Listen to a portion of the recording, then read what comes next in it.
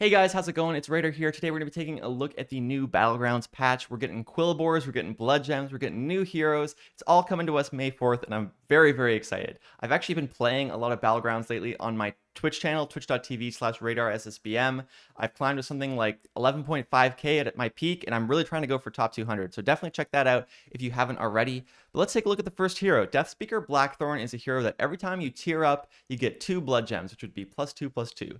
So on the surface, it's not that good. It's pretty good early game. You know, getting +2/+2 just on the second turn can give you a really strong early minion. You could put it on something like a Micro Machine or a Murloc Tidecolor or something that has like natural scaling that on its own wouldn't be that good, but all of a sudden it becomes very, very formidable early on. But it really falls off in the late game unless you have synergies. And those synergies are very specific, and that's why this hero to me is more of a mid-tier hero, be like kind of like a Patches or something where there's some high roll potential if you get the cards that you want, because +1/+1 twice, not that good. But when you look at some of the minions below, which we're going to check out in a sec, they have, you know, synergies like put blood gems on all your minions, or like whenever you put a blood gem, get +3/+3 on this minion, or like all this kind of crazy stuff that suddenly turns a relatively weak hero power into something that's a lot stronger. Now, the problem with that is that anytime you rely on specific synergies, it means if you don't hit those synergies, you get way weaker. So this has some flexibility in that, you know, the blood gems are still things you can use. You know, you could tier up and buff a Hydra and get +2/+2 on it. That's still okay. You know, it's free. That would be the equivalent of like the 2/5 mech buff or a Houndmaster or something similar. So it's not that bad, but I think it really comes down to, do you find those synergies? And if you do, I think you're gonna find you have good games. Again, I'm putting him in like a Patches tier. Patches, when he pops off, is crazy, and when he doesn't, he's fine. Next, we have Vol'jin. This is a super interesting hero to me. Anytime you look at a 0 gold hero power, you got to be like, okay, how is this? Because you got Jandis and Hooktusk on one side, and then you got like Malagos on the other side, where it's just a really bad hero power. So where does Vol'jin lie in that? Well, I think actually closer to the Jandis side. I don't think he's crazy OP, but there's a couple things that I think are really interesting here. So his hero power is to swap the stats of 2 minions, and where that really interests me is playing the stats on minions that just really benefit from scaling. So that would be stuff like Divine Shields, and in particular Cleave. And where I see this working the best, there's two kind of scenarios. One is the more average scenario. You know, you buy a 5/5 or something, and you swap it with a Bronze Warden or a Deflectabot, and suddenly you have a 5/5 Divine Shield and a 3/2 other minion. And so for 3 gold, you basically got quite a good buff, realistically speaking. Like I said, you at that phase of the game would be paying like 3 gold for +4/+4, +2/+2, that kind of thing. Now you might be getting, what would that be? +2 attack and +3 health. So like pretty decent on a Divine Shield minion. So it gives you some flexibility. But where I'm really interested to see this play out is in minions that have very good early game scaling, because imagine a Wrathweaver and a Hydra, and you've been buffing the Wrathweaver the whole time, and you pick up a Hydra and you swap a 25/25 or whatever it would be, like say a 15/30 Wrathweaver, and you put that on a Hydra, and all of a sudden your power has just like exploded. You have a turn where all of a sudden you have a way stronger minion, and it doesn't just need to be a Hydra. It could be any Divine Shield minion. Anything that gets a ton of value from scaling would be so strong. And then that minion, like your Wrathweaver, would still be, say, like a 2/4, but you can keep playing demons to buff it up again and do the same thing on a second Hydra or on a different Divine Shield minion. So that's a build that I think could be very powerful. Another thing that I could be quite interesting about this hero is just early game, you often get minions that are strong, and maybe you start buffing them, but they aren't minions you're going to keep. And so then you feel kind of like, okay, well, eventually I want to sell off this like 2/3 Murloc, but now you could, you know, buy a minion and swap a crappy minion and just get like a little bit of extra stat buffs for 0 gold. So I could see you using this hero power very frequently. It also has some tech applications. For example, if you're Baron Rivendare and someone's using Zap to kind of play around you, well, you just swap your stats with something that has more attack, and suddenly Zap doesn't attack the Baron first, and it makes you very strong. So I feel like there are going to be situations where this guy is crazy good. Does that mean he's going to be consistently good? That's where it gets a little bit trickier. I feel like this is the kind of hero power that to me seems pretty strong, but I'm not sure that I'd want it all the time, and it still doesn't seem stronger to me than like a Janus or something else. But what I like about it is it's going to have really specific builds that you can use only with Vol'jin, where you're kind of scaling on certain minions and then swapping those stats over, and that seems really cool to me. Next up, we have Zarella. I assume that's how you pronounce it, which is a much more simple hero. You can buy a minion for 2 gold and you get a 2/2 instead of whatever the minion's natural stats are. I think this is pretty good as well, especially early game. It allows you to play some really interesting curves. For example, if you buy a token on 1 for 3 gold, or 2 gold, really realistically, like a 2 gold would be a buff on a 1/1 or a 2/1. Then you have some extra golds. Then the next turn, when you're on 4 gold, you can sell, buy 1, and hero power 1. And that's your kind of aggro curve, much like Yogg, right? So that's pretty interesting to me. But also just having the ability to buy minions more cheaply and not getting that much of a penalty until later game is actually pretty good. Like, there are a lot of situations where you'd be fine to turn, you know, a 2/4 Bran into a 2/2 Bran, or a 2/2 Light Fang into a 2/2 Light Fang.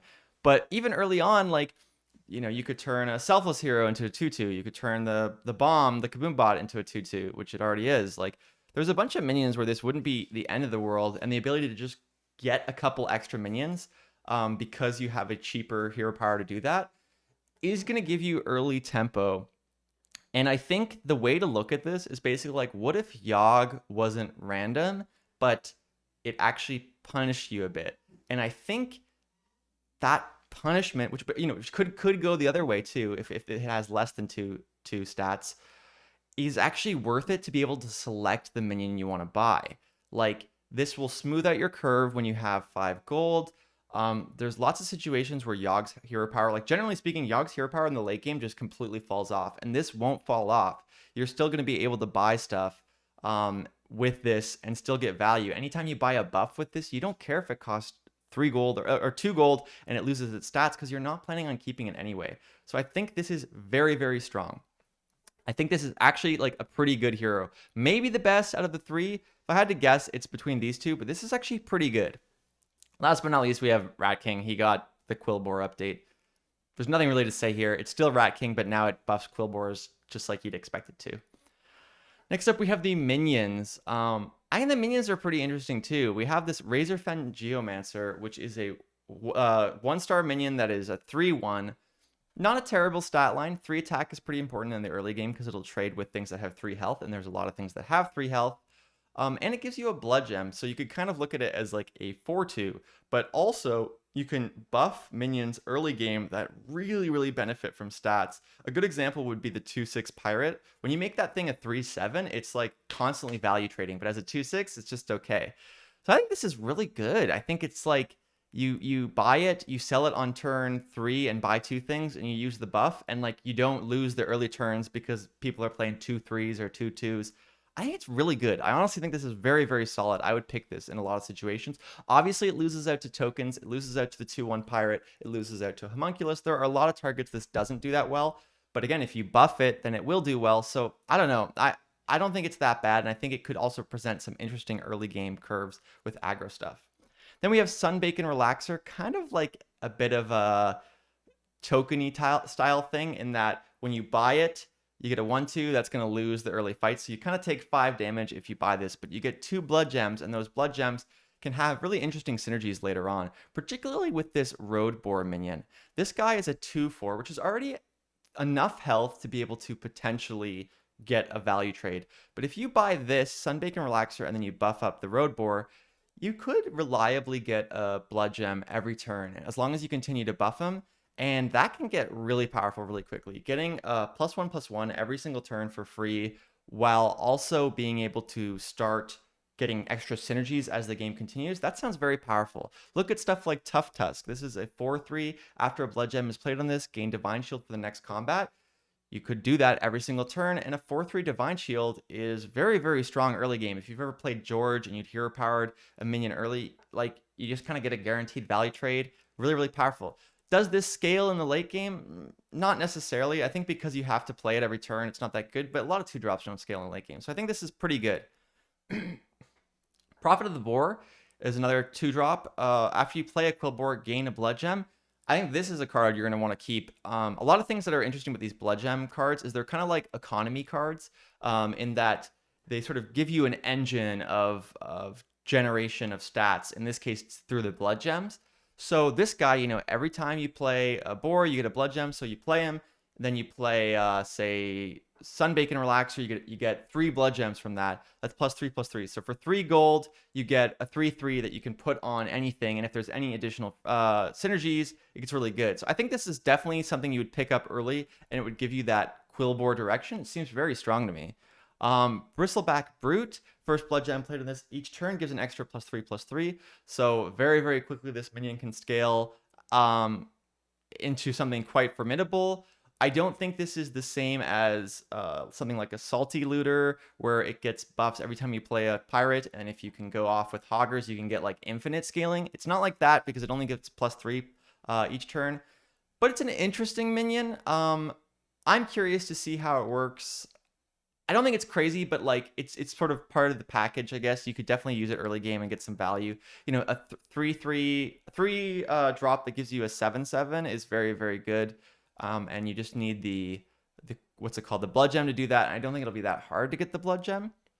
Then you have Bannerboar at the end of your turn, play a Blood Gem on an adjacent Quilboar. So you know you combine these two guys, and all of a sudden, no, because so that's the thing. The first Blood Gem played. I'm wondering if you didn't play any Blood Gems, would this buff this and get +3/+3, or would it just get +1/+1?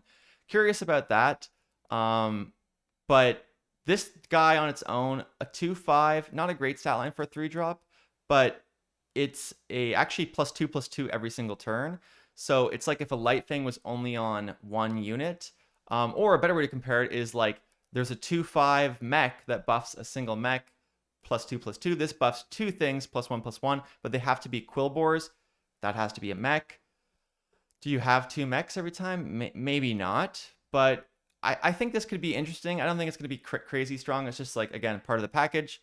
Thorncaller, Battlecry, and Death Rattle gain a Blood Gem. This is the thing I'm interested in. So look at this card. It's a 3-drop that's a 4/3. Not a crazy amount of stats. It gives you a Blood Gem, which is +1/+1. Also not a crazy amount of stats. You know, weaker than some of these targeted buffs that do more. But it has a Death Rattle, and Death Rattles activate every turn that this dies. So much like the 3/3 Warden of World, where you get gold, you get +1/+1 spells every turn. And those +1/+1 spells can be used on things like the Bristleback or on the the Road Boar to make it gain more.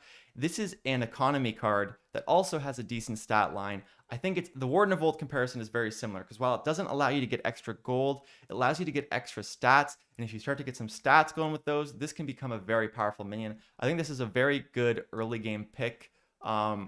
In the same way Warden of Old can be, it just allows you to get some kind of, like I said, like an economic engine going to start scaling. And I like that a lot. This is the Necrolyte. Choose a friendly minion. It steals all Blood Gems from its neighbors.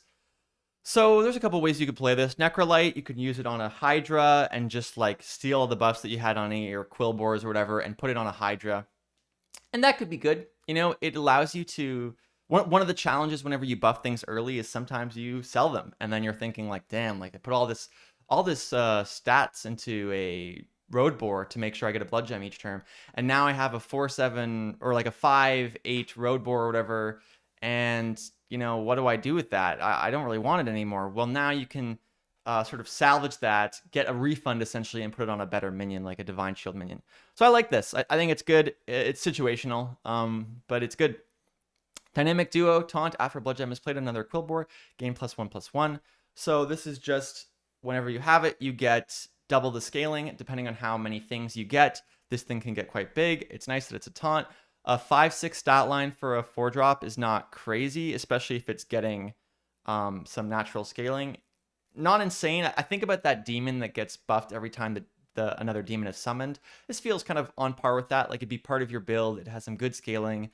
It gets even better when you get a triple of it. Not insane. Not going to be in every Quilboar build, I don't think, but pretty cool. Bonker, on the other hand, which, by the way, hilarious name, just to name something Bonker. After this attacks, gain a Blood Gem. This is a good card. This is something that you start buffing it, and it attacks twice, and every turn you get it +2/+2. Once again, it's like that kind of Light Fangy type card. You get it early. It gives you +2/+2, assuming it survives. It's going to at least get +1/+1 if you put it first. But then if you start to get the synergies going, it's starting to generate an engine of stats. So super, super cool. I think this is part of your late game to some degree. Ground Shaker, after a Blood Gem is played on this, give your minions +2 attack for next combat only. I don't love this one. Like, so how good is +2 attack? I think it's good, but you only get it once. You have to play it on a minion that's a 2/6 that becomes a 3/7. 3/7 to get +2 attack and everything, but only for the next combat. I'm not blown away by this. I don't think this is something you do. It's not something you're looking for. It's maybe like situational. You need a quick buff. You're worried about dying. You buy one of these. I don't really like it. Bristleback Knight, 5-drop, 4/8, Wind Fury, Divine Shield, Frenzy, gain Divine Shield. So this is something that's like part of your late game. You want to build this Quilboar thing, and then you're buffing something. What do you buff? Well, a minion that, with, again, remember the Frenzy tag is if it takes damage, if it survives damage, sorry, it will gain Divine Shield, or it'll get, the effect will activate. And in this case, Wind Fury, you pop your Divine Shield, and then you hit, and that's when the Frenzy activates. It's worth mentioning, like, Frenzy does not count popping a Divine Shield as taking damage. So if you made this like a 10 whatever, like, you know, like a big stat, big minion, it clears 2 things and value trades. Well, now it gets another Divine Shield, and where that can get particularly interesting is the golden version of this actually has Mega Wind Fury. So it hits something, pops a shield, hits something else, hopefully survives, gets Divine Shield back, hits something else and doesn't take any damage, and then finally dies. So I think this is like I said, this is one of your bigger units. You want to be buffing this. It's kind of your strong, sort of powerful thing. The stat line's pretty good pretty early on. You know, 4/8. Compare that to like the 6/7 pirate that buff stuff, but it has Divine Shield, and you can buff it, and it gets the Divine Shield back. And so if you just get it to a decent stat line, it can kind of do. It can do a lot. Like, think about the 4/1 Elemental. This is similar to that, but it gets way more health, and it can, if you give it enough to actually activate the Frenzy, it becomes insane. Agam Thorn Course. After Blood Gem is played on this, give a friendly minion of each type +1/+1. This is a Menagerie unit. It's not a Quilboar unit. It can be used in a Quilboar build, but this is where, you know, like I said, Blood Gem doesn't have to be totally limited to Quilboars. You could take this, you could be putting some Blood Gems on a Hydra. You got Blood Gems on a Deflectobot. These kind of minions you see in Menagerie builds a lot. You buy one of these or you triple into it, and now you're putting your Blood Gems on this thing, and it's a mini Light Fang. Would you rather have Light Fang? Maybe, yeah. But like, the difference here is that the more Blood Gems you have, the more this effect can activate. So you need 2 Blood Gems to make it comparable to a Light Fang, but the more you have, if you have any minions that are generating Blood Gems, like a Bonker, like a Thorncaller, then this can actually exceed the scaling of a Light Fang. So I think it's interesting. I definitely think, you know, this can also create like hybrid half Menagerie, half not builds. It's cool. Agamon, the Great Boar, your Blood Gems give an extra +1/+1. So, you know, this is the late game of the Quilboars. You get this. Oh, it's not even a Quilboar itself. It's a beast. But that's actually interesting. I don't think you'd see it in a beast build, but I wonder if that would ever be worth doing, just because if you have some kind of natural Blood Gem generation.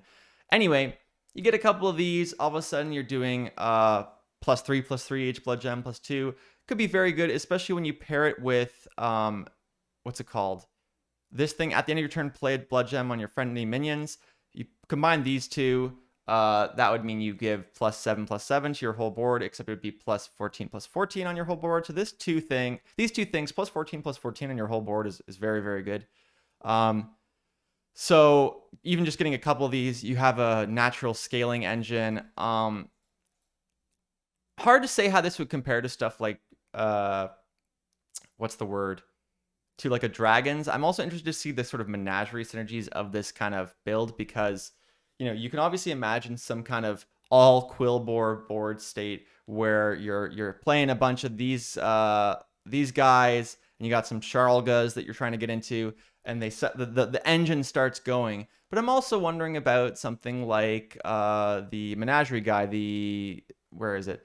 After a Blood Gem is played on this, give a friendly minion of each minion type +1/+1. because that means that if you have this at the end of the turn and it gets buffed, you'd also get all buffs in your Menagerie units, and all you would need is these 3 things plus, say, like a Hydra, Dragon, or whatever, and suddenly you're getting like decent value, because this is buffing your Menagerie units, this is buffing your entire board +1/+1, this is buffing things by an extra +1/+1. You get the idea. Now this is a beast, so it could steal stuff from Hydra. Maybe that's why they did it. But you can see the build forming. Captain Flat Tusk. This is another insane one. After you spend 3 gold, gain a blood gem. This is, I think, where things get crazy. So if you combine these 2 blood gems and then the economic guy, you buy this guy, maybe this guy as well, but these 2 in particular, all of a sudden you're getting 3 blood gems a turn. You can use it in conjunction with the Menagerie thing. It's just going to be very interesting. I'm really curious to see how this works out, but this is like the consistent way to get blood gems. You get this early game, you know, the same way you triple into a Caligos or a Rag or something in your head. This is a way to just activate all the blood gem synergies. I think it's going to be very good on a minion like this. I think it's going to be pretty good on a minion like this. But yeah, the package, I think, is going to work. I'm very, very curious to see it. And that's pretty much everything. You know, they fixed some Battlegrounds bugs. But most of the bugs they fixed there's still a lot in there. There's the, what's it called? The pack leader bug, where like it doesn't buff things properly. That's been really annoying. There's lots of visual bugs to do with gold and stuff. So I kind of like, I don't really care if they fix a buff about triples, the rule of thirds achievement. I want to have them fix actual bugs that affect the game. So that kind of sucks. And then all this other stuff has to do with like standard and that kind of thing. I want to get a Diamond Ragnaros. I like the battle ready decks. But yeah, let me know what you think. I know that was a very long video, but I think there's a lot to talk about here, and hopefully you guys agree. Like there's just so much to consider. I'm very interested in trying out this hero. I think this hero is going to be good. I think you cannot underestimate the ability to buy things early for 1 less gold that you get to choose, and a lot of things don't actually get nerfed that hard by this. Like if you put this on a spawn, if you put this on a Kaboom bot, the 2/3, the demon that's a 3/3, you nerf it by +1/+1, but you don't have to sell a minion early on, and then like you can have interesting curves where you buy 2 minions and then a 3rd minion for this. So I really like this hero. I don't think it's going to be as good as Janus or Hook Tusk, but very good. I think this guy's very interesting as well. We'll see about this guy, and we know this guy sucks. Anyway, that's all. Thank you so much for watching. Subscribe if you enjoyed the video. Check out my Twitch stream. I've been streaming a lot, actually pretty much every day. Trying to hit that top 200, trying to improve, and trying to explain all my thought processes. So yeah, thanks for watching. I'll see you guys next time.